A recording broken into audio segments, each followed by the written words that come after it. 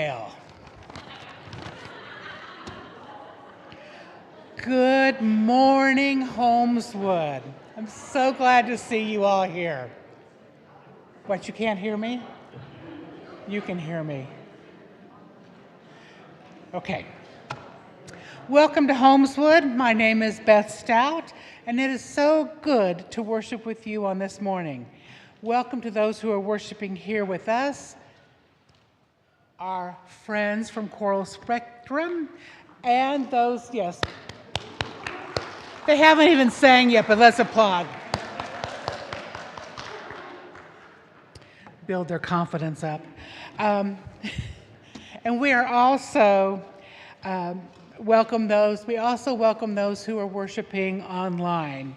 And if you are online, please greet others in the comments box. If this is your first time worshiping at Holmeswood, we are so glad to have you with us. There are water fountains, men's, ladies, and gender-neutral restrooms right over that way in the Terry Brown gathering space. And we would love to get to know you. So there's different ways. You can use the QR code on the screen, on your bulletin, to fill out a form, or you can fill out a paper form, old-fashioned, old school, and drop it in one of the baskets up here. When you complete this, $10 will be donated to the Community Assistance Council in your honor. I have a few announcements to share. Through Lent, we have a new Open Doors series each Sunday, 9 a.m. in the prayer garden right over there. It's a study on spiritual disciplines led by members of the Formations Council. We are using Richard Foster's book, Celebration of Discipline. Well, I don't like that idea.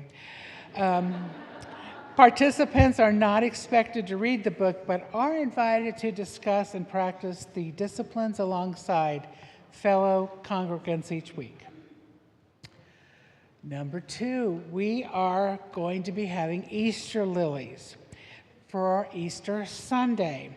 If you would like to sign up and buy one in honor or memory of someone special, there is a sign-up sheet at the front desk, which is down that first hall. They are $10 a piece, or you can send an email to Debbie at the church office. An envelope will be available at the front desk for your payment. Like I said, they're $10, and then I believe you take them home with you. They're yours. Choral Spectrum, these folks and many more, are having a concert here on Saturday, this coming up Saturday, April 5th at 7:30 p.m. and Sunday, the 6th at 3 p.m. Tickets are available at Choral Spectrum. This is all in what's happening. Choral Spectrum, kc.org/ticketing. And you can use the code HBC members for us for a $20 discount off tickets for yourself and your guests. Come enjoy a beautiful evening with beautiful music. And we are so glad to have them with us, and we are so glad, let me tell you, we are so glad to have them in the choir loft with us this morning. We are trying to permanently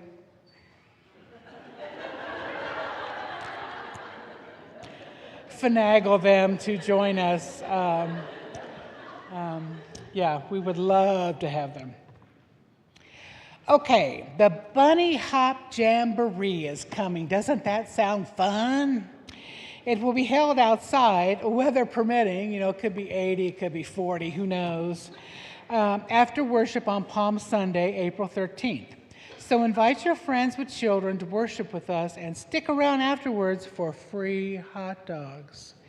Easter egg hunt, crafts, games, bouncy house, and meet and greet the Easter Bunny. Ooh. Volunteers and candy for the egg hunt are needed for this event. Please see Pastor Tammy for more details.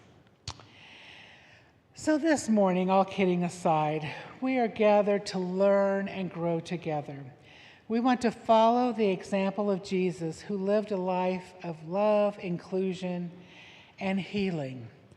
This is the legacy of Jesus, but it has not always been the legacy of the church. We are here today to imagine a wider table, a broader love, a deeper care for our neighbors and for the world. You are welcome to be a part of this journey today, and all that you are and all that you carry. May you feel the love of God, and may we all share that love with others. Let's worship together.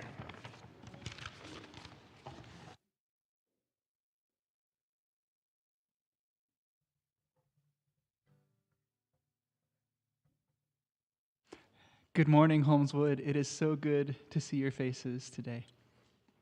Let's stand as we sing together.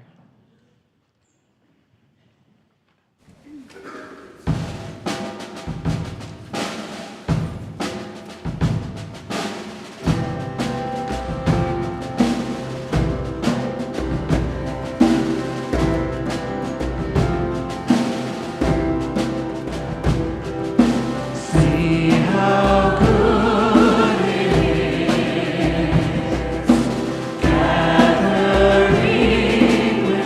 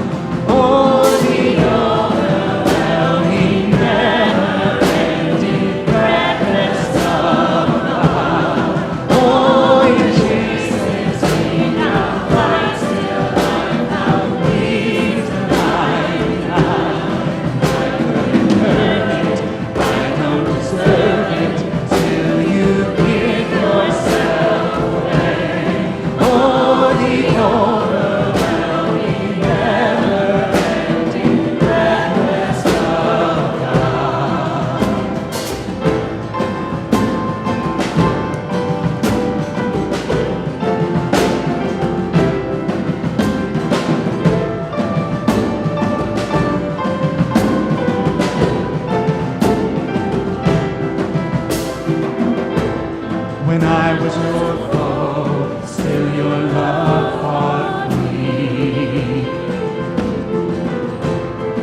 You have been so, so good to me. When I felt no worth, you paid it all for me. You have been so, so kind to me.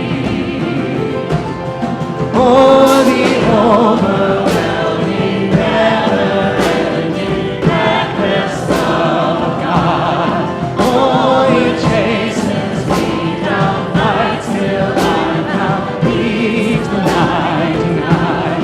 And I couldn't earn it, I don't deserve it, still you give yourself away.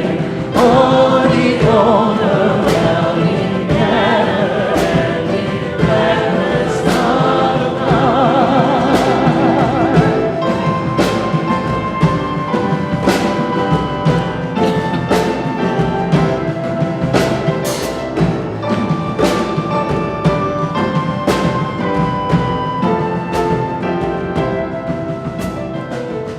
There's no shadow you won't light up, mountain you won't climb up, coming after me. There's no wall you won't kick down, lie you won't tear down, coming after me. There's no shadow you won't light up, mountain you won't climb up, coming after me. There's no wall you won't kick down, lie you won't tear down, coming after me. There's no shadow you won't light up, mountain you won't climb up, coming after me. There's no wall you won't kick down, lie you won't tear down, coming after me.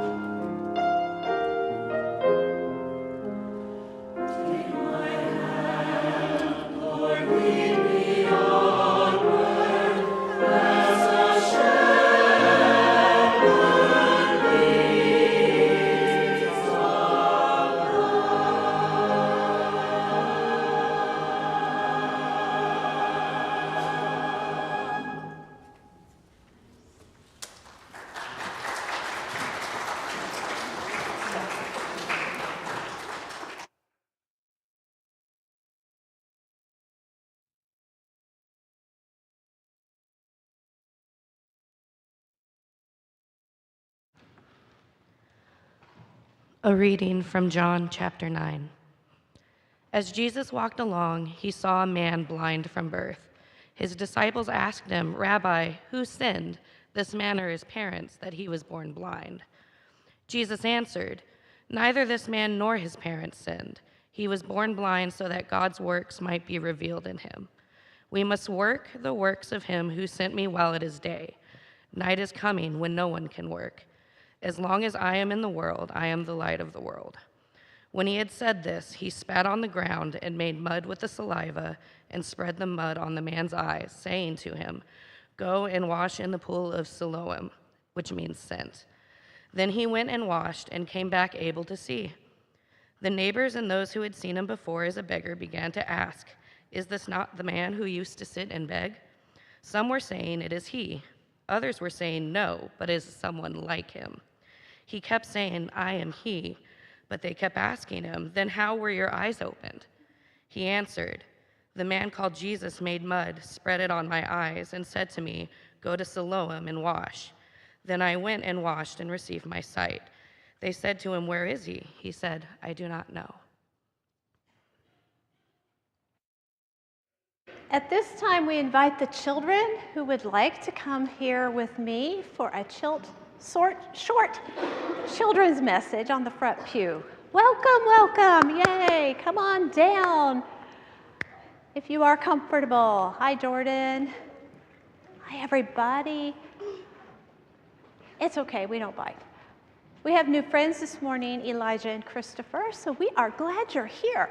We are glad you are here every week. I say this every week because children, when you come to worship, the whole place is brighter and more energetic because you're here.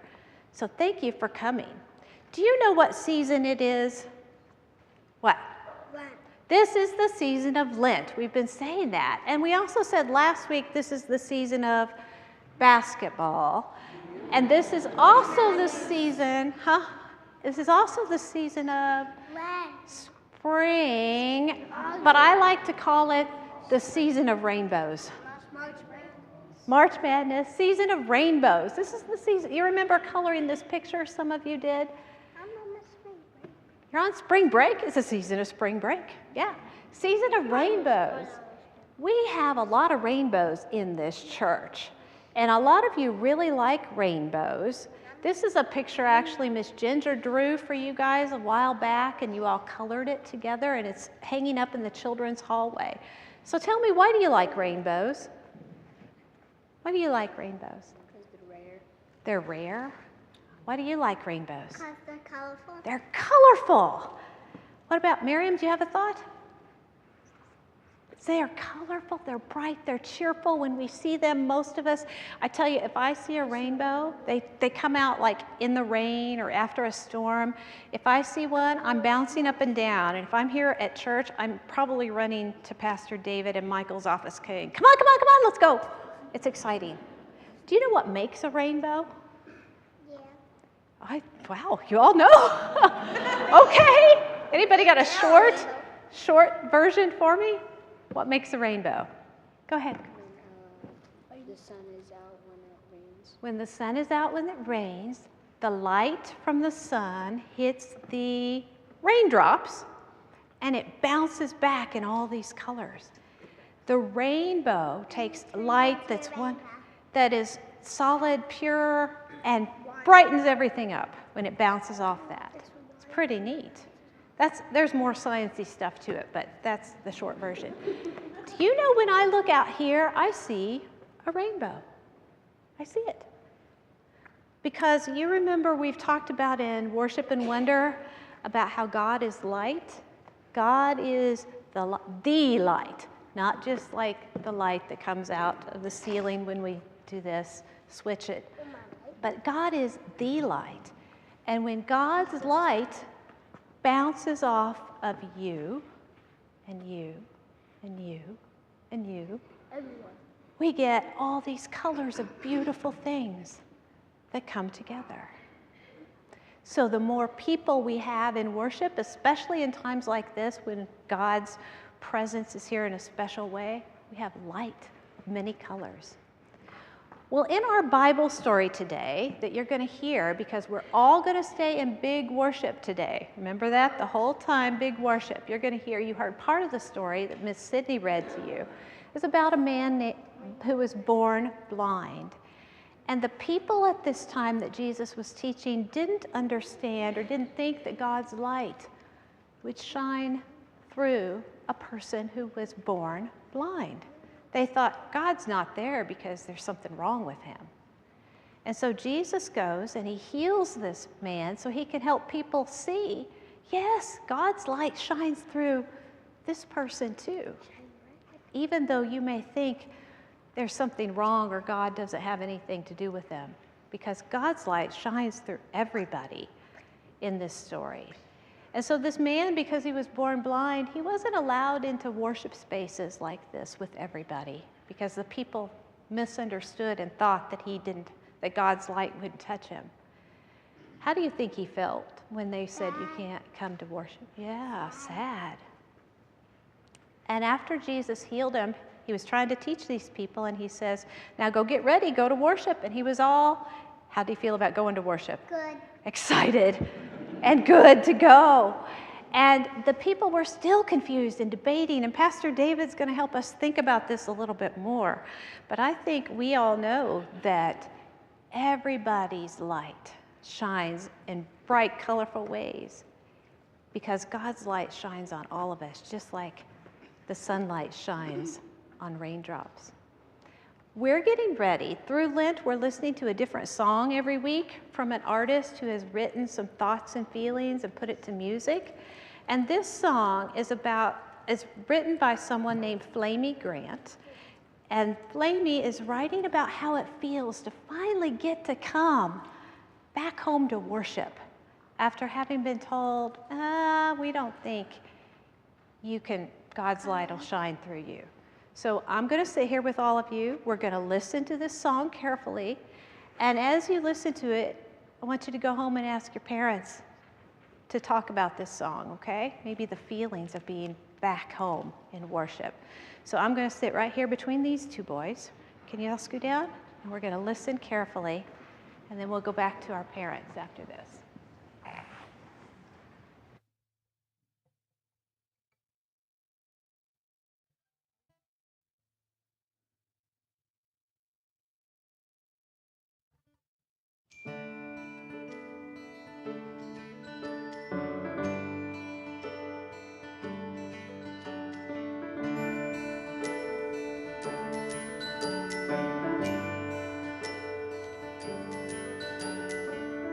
It's been a while since I sat with you, without an heart in my chest. Oh, it's been a while since I wanted to.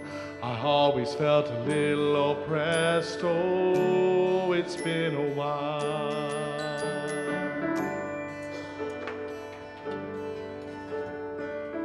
It's been a while since I went ahead and let down my guard, 'cause I carry the weight of the words you said that makes it just a little bit hard to reject the lies you perpetuate. But you're not the keeper of the pearly gates, and it's been a while, but I'm coming back. to fight for my place. A good day to come back home, send me away, that's never alone. The rain has not enough, but you can't run out of love. You say and sing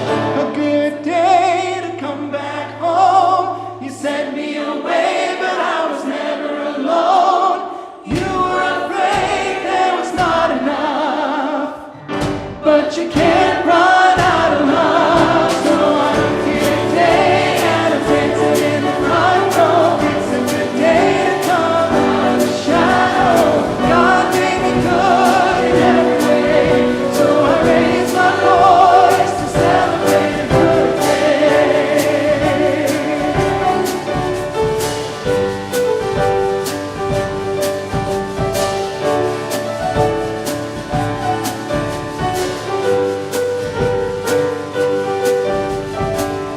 It's a good day, nothing's gonna keep me out of the light. I'm not gonna hide, I got a heart in the right place, covered in the good grace of love and endless love. It's a good day, nothing's gonna keep me out of the light.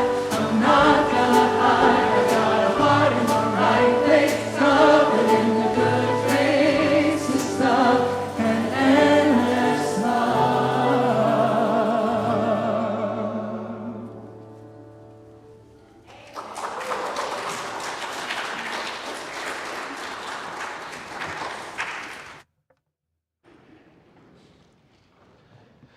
Yo, I don't know why I'm here. And I know a number of you ask that same question most weeks.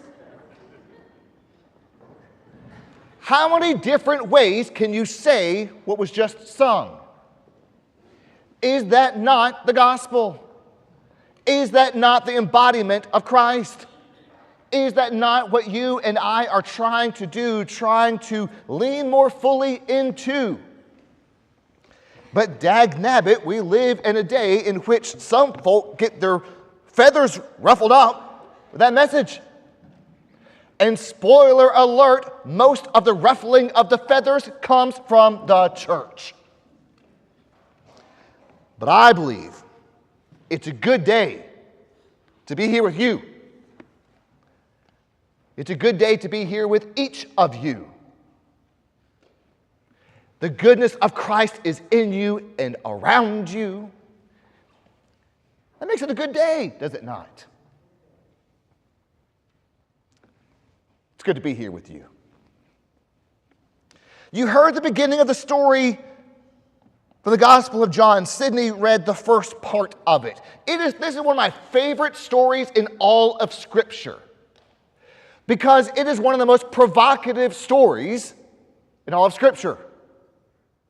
What does it mean when the group of those who are following Jesus, the intimate crowd, the disciples, the apostles, passed by a man who said, they see that he is blind? Oh, Jesus, let us ask you a theological question. A statement, a teaching that we have heard for centuries after centuries after centuries. Don't you know that those who follow the ways of God are blessed and those who stray away from the gods are cursed? Well, this man is blind, right? So Jesus, who sinned, this man or his parents?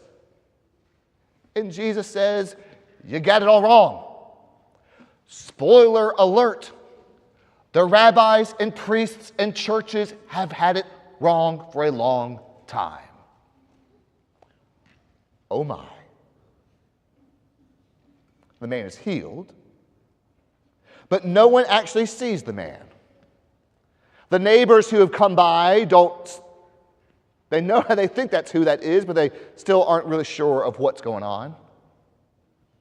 The disciples see the man, but they don't actually see. And then we get to the religious leaders, and then more painfully, what we'll hear in a moment, is we get to the man's parents. John chapter 9, verses 18 through 23. The Jews did not believe that he had been blind and had received his sight until they called the parents of the man, the one who birthed him and raised him, the ones that held them in their arms when he was a young child. They called the parents of the man who had received his sight and asked them, "Mother, father, is this your son who you say was born blind? How then does he now see?" The parents are going to be supportive. The parents are going to embrace him. The parents are going to stand by his side, right? What parent wouldn't? His parents answered, "We know that this is our son and that he was born blind. But we do not know how it is that now he sees, nor do we know who opened his eyes. Turn your wrath away from us, is what they say. Go to him. Ask him. He is of age. He will speak for himself. If your soul and heart doesn't break right there, check the pulse right here. His parents said this because they were afraid of the Jews. For the Jews had already agreed that anyone who confessed Jesus to be the Messiah would be put out of the synagogue. Therefore his parents said, "He is of age. Ask him."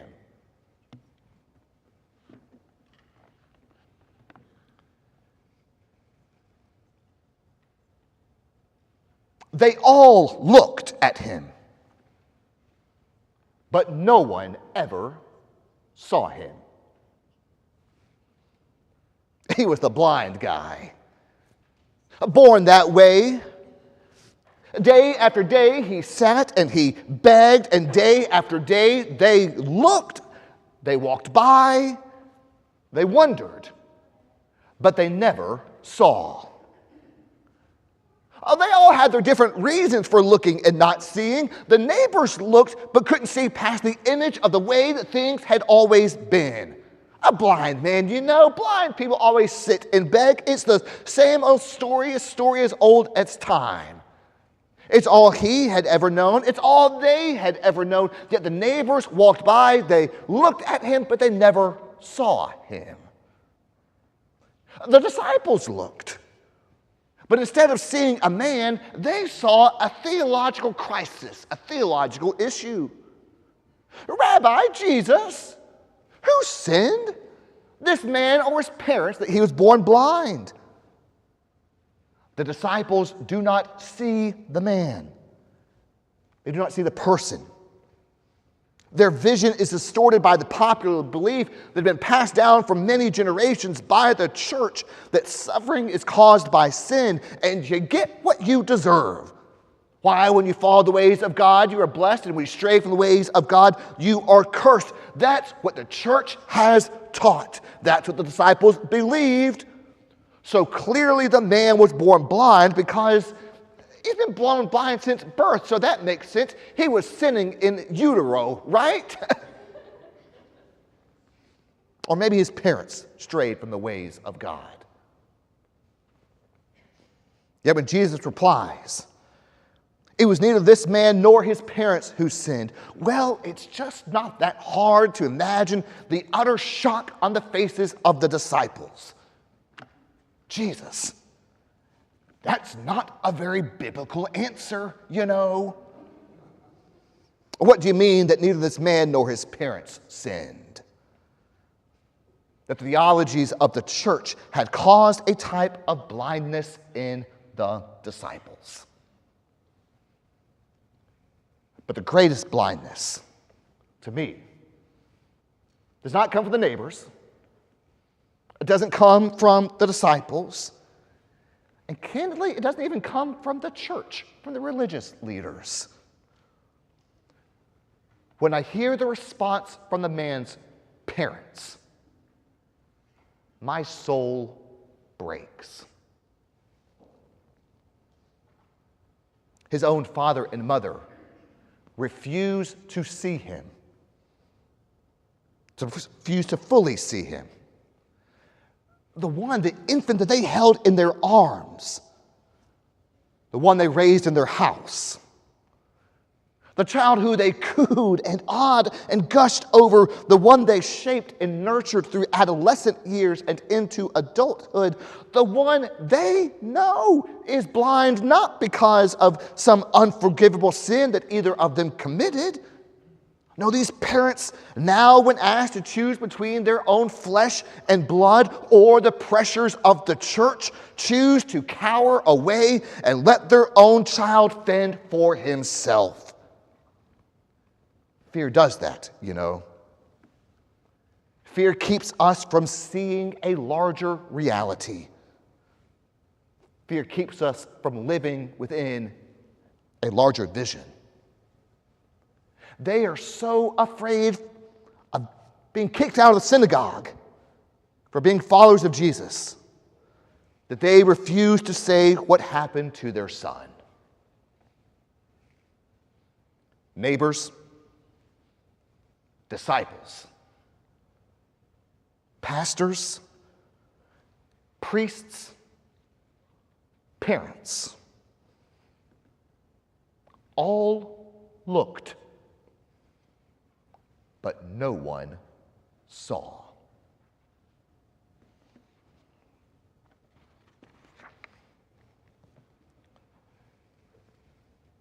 And Jesus becomes frustrated with everyone because of their inability to see what was right in front of them. Jesus knows all of this is an indication of deeper problems, of an inability to see God at work all around them, to open their eyes and their minds and their hearts to a God who comes often in ways that we would never expect, who time and time again stands not with the establishment, but specifically with those who are on the outside of the circle. The story is a gut-wrenching story. There's so much pain in all of it. And I wish the refusal to see was only limited to John chapter 9, right? But I don't have to tell you that that is not the case. Why, flip through the pages of history, from slavery to war to women in leadership to human sexuality and gender identity, to race, to immigration, to economics, to name an issue. And the interpretations of scriptures and theologies of the church have been used to keep people out, as opposed to welcoming people in. And that has led to continued blindness. We have a problem. We've probably all met someone who is so fanatical in his or her beliefs that he or she cannot see another point of view. He cannot look at any other possibility. She refuses to see the divine personhood of the one who is standing right in front of her. Not only have we met these people, I wonder how often you and I are these people. We all have certain beliefs to which we cling. They offer the illusion of stability and security. So we no longer live in a real world, God's world, but we live in a world that we have created in our own head. But living our lives this way makes each of us just as blind as the disciples, as the religious leaders, and the parents, who couldn't for the life of them understand what Jesus was talking about when he said, "I've come into this world so that those who do not see can see." Jesus sees things differently. He tells his disciples that there is more to life than meets the eye. God had a plan and a purpose for this man's life that no one could see until Jesus came along. It was Matthew Lovegood, who was a 9-year-old little child living in a rigorously conservative home at 9 years old when they first wrote a song about Jesus. Sitting in their basement, not even knowing how to play an instrument, Lovegood composed the melody in their head and then sang the song to their mother, who wrote the music down on staff paper. Decades later, Lovegood, who now performance name goes by the name of Flamey Grant, has been dominating the headlines as the first drag queen to top the iTunes Christian charts. What does that mean? But her songs are not usually played on Christian radios, such as K-Love. Spoiler alert, the Christian music world is not exactly queer-friendly. Actually, The Christian world itself is not overly queer-friendly. Ironically, it was after a theologically far-right Christian pastor, it was that pastor who railed against Flaming Grant that catapulted Grant up into the charts. It was the Christian pastor attempted to squash Grant's career by calling her, quote, a sign of the last days, and, quote, a disgrace to Christians everywhere. I hope you know the irony in all of this, what the Christian pastor has just said, of calling someone a disgrace, the one who sings of hope, love, wholeness. You are welcome. You deserve to be here. The themes of Grant's music. Where is the blindness in this dynamic? But that has not stopped Flaming Grant. And people are now flocking to her music. She attended last year's Dove Awards, the Christian music industry's version of the Grammys. And she was in full drag. And her song, Good Day, which we just heard just now, rose to the #1 song on iTunes Christian music charts. We all nodded and agreed after hearing that song. What a gospelly rich song, right? How many churches sing that song? Grant said this: I want to be part of the movement, showing the next generation of queer kids coming up in the church that there is a hopeful, bright, and wonderful future for you. You are fearfully and wonderfully made. When I hear Good Day, and I hear the story of Flaming Grant, I can't also help but hear the voice of the man who was blind and the world did not see him. It's a good day. Nothing's going to keep me out of the light. I'm not going to hide. I got a heart in the right place, covered in the good graces of endless love. A good day to come back home. You sent me away, but I was never alone. You were afraid that there was never enough, but you can't run out of love, so I'm here to stay.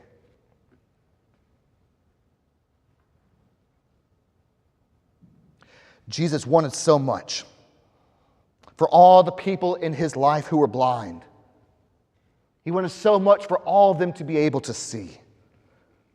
Starting specifically with those who thought they could see just because they've been taught by the church how to see. And Jesus invites us to open the fullness of our spiritual eyes and look hard for the possibility of God at work, maybe even places and in people whom we never expected. The adventure of following God has a lot to do with what you can see with your heart, what you can see with your soul, what you can see when you have the same kind of compassion that is embodied in Christ. So, my friends, those of you who have ears, may you hear. And those of you who have eyes, may you see.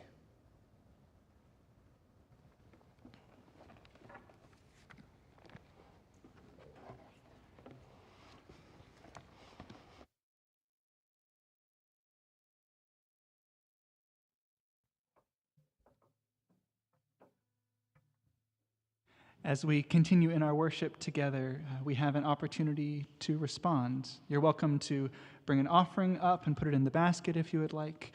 If you would like help with that, please raise your hand and somebody will be happy to assist you. You can also give using the QR code on the screen or in the bulletin.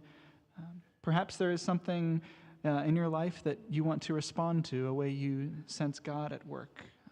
Maybe this looks like exploring baptism or church membership or asking for prayer. If you would like to reflect or pray with Pastor David about your faith journey, he will be at the front to receive you.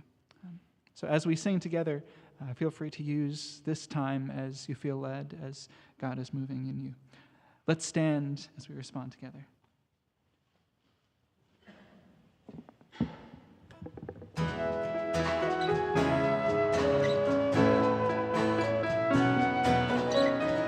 For everyone born, a place at the table.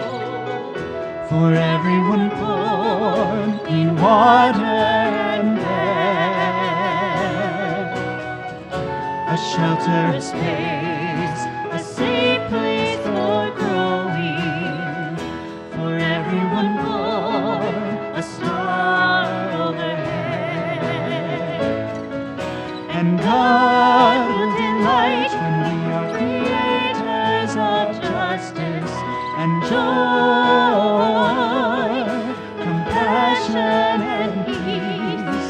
Yes, God will delight when we are creators of justice and joy.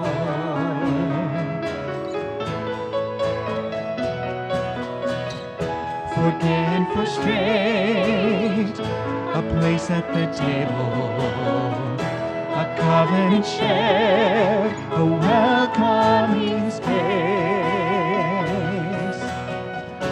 a rainbow of grace and gender and color. For gay and for straight, the chalice of grace. And God will delight when we are creators of justice and joy, compassion and peace. Yes, God will delight when we are creators of justice and joy.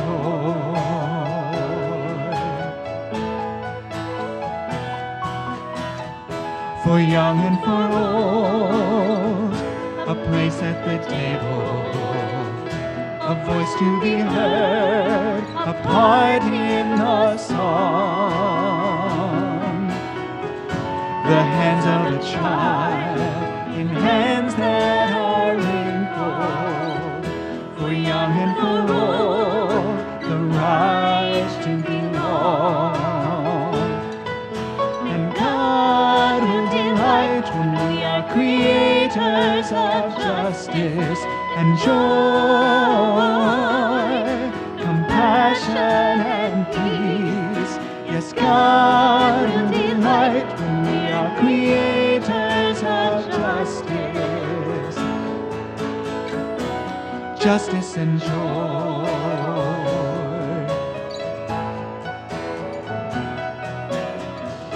For everyone born, a place at the table, to live without fear and simply to be, to work, to speak out, to witness and worship. For everyone born, the right to be free. And God will delight when we are creators of justice and joy, compassion and peace. Yes, God will delight when we are creators of justice and joy.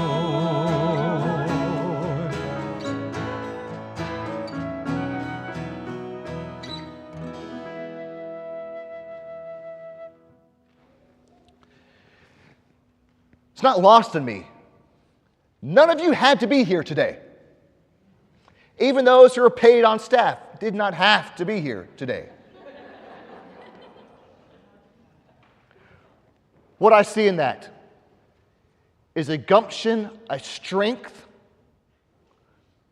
to follow more deeply the ways of Christ, to be rejuvenated yet again, to embrace the fullness that is all around and within, to work together to share that story and embody the way. So, my friends, as you go from out this place, may you go with the eyes of Christ, seeing the goodness that is all around you. May you go with the strength of Christ, advocating for those voices who have been silenced. May you go with the love of Christ, working to create a space of justice and love. May all of us go in the peace of Christ and singing this song in our soul. And God will delight when we are creators of justice and joy,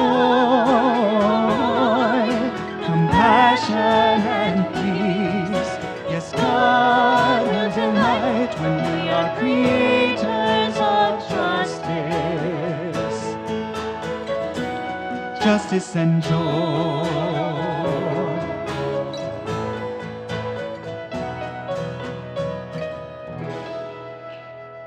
Amen. Go in peace.